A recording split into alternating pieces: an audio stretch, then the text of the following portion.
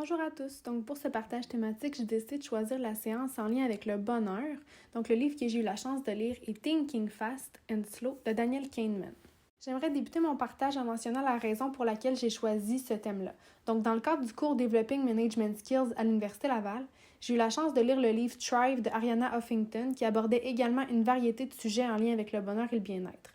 Donc, étant donné que j'ai adoré ma lecture dans le cours, j'ai cru que le livre sur le thème du bonheur dans ce cours-ci pourrait m'en apprendre encore davantage sur le bien-être et me permettre de faire des liens entre mes deux lectures. Même si j'ai adoré l'ensemble de ma lecture, j'ai choisi de concentrer mon partage sur un seul chapitre, donc celui concernant le bien-être. J'aimerais donc débuter par vous présenter quelques statistiques qui se trouvent dans le chapitre.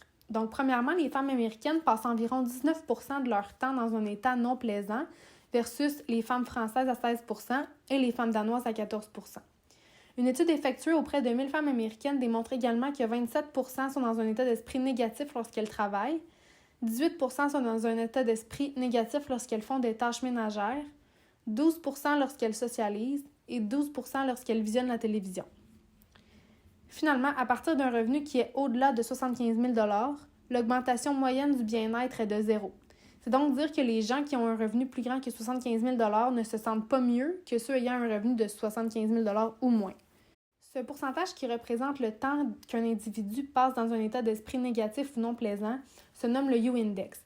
L'étude se questionne donc sur le bien-être des individus et a d'abord démontré que les personnes qui pouvaient se rappeler une situation vécue en détail sont davantage capables de revivre les sentiments qui l'accompagnaient à ce moment précis-là. L'étude a également démontré que les individus étaient moins dans un état d'esprit négatif les jours de week-end, donc les jours de fin de semaine, parce qu'ils vont faire des activités qu'ils apprécient et qu'ils aiment. Aux États-Unis, il est démontré que les gens qui ont davantage étudié vivent normalement plus de stress. Puis finalement, l'étude a également démontré qu'être riche n'améliore pas le bonheur.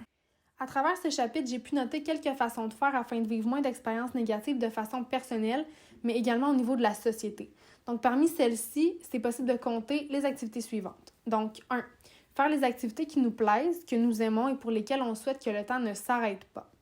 2. Se rappeler de situations qui nous ont causé du bonheur en détail. 3. Augmenter les opportunités de socialisation. 4. Améliorer l'accessibilité aux services de garde pour enfants. 5. Passer moins de temps à regarder la télévision et plus de temps à socialiser, donc plus de temps à faire des loisirs actifs plutôt que des loisirs passifs. Finalement, j'ai également pu faire plusieurs liens entre cette lecture et le livre Thrive de Arianna Huffington. En effet, dans cette lecture, on explique que le bonheur se traduit également par le temps passé avec des personnes qu'on aime puis qui nous aiment en retour. Dans le livre Thrive, on en parle également, puis on voit les choses de la même façon, en fait, dans ce livre-là. Donc, pour ceux qui ont lu le livre Thinking Fast and Slow, je recommande de poursuivre l'apprentissage avec la lecture du livre Thrive.